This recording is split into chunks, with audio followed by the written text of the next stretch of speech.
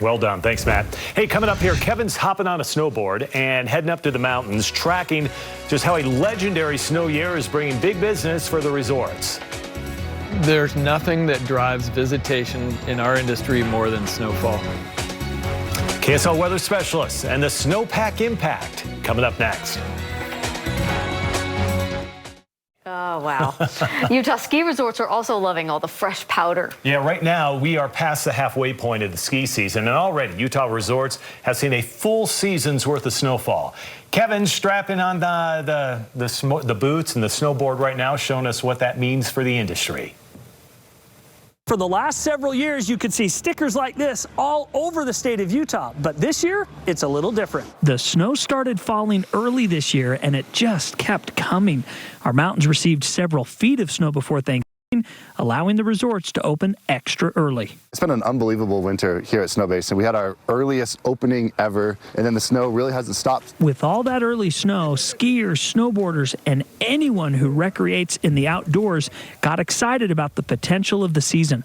Michael Ruckert, director of marketing at Snow Basin, says that the early snow helps to shape future decisions. I mean, we've had an extra month of operations this year, so that's certainly helped. People are really excited about skiing, particularly around November, December. You know, people are very excited for winter, and having snow in that critical period is often when they're making the decision if they want to take that ski trip this year. This year's early and consistent snowfall have made for an incredible year, and if we can keep it up, it'll likely go down in the record books. Snow totals this year have far surpassed what we've seen for the last few years.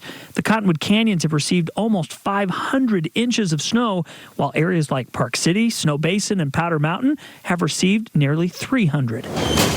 All that snow has been a blessing in many ways, from the early openings to the impressive base totals. But Ski Utah President and CEO Nathan Rafferty says there's one thing that brings people to Utah in the winter. There's nothing that drives visitation in our industry more than snowfall. Not just how much, but when.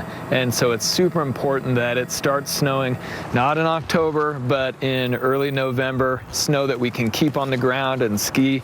And it feels like it hasn't stopped snowing since early November. That sets the tone for the entire ski season. Resorts all across the state have seen an increase in skiers and boarders on the mountains, and booking for accommodations are also up. If you're a local, living in Utah and not skiing and snowboarding is like living in California and not going to the beach. So this is one of the best years we've ever had in the state. It's certainly pacing like it could be a record year. You don't want to miss out. And for those contemplating whether or not to come to Utah for the snow, you need to get here this year because this is the year it is on. It's as good as it gets right now. I see a follow-up coming. You know, a lot of follow-ups. It's so true. It really is as good as it gets right now. In fact, anyone who's lived in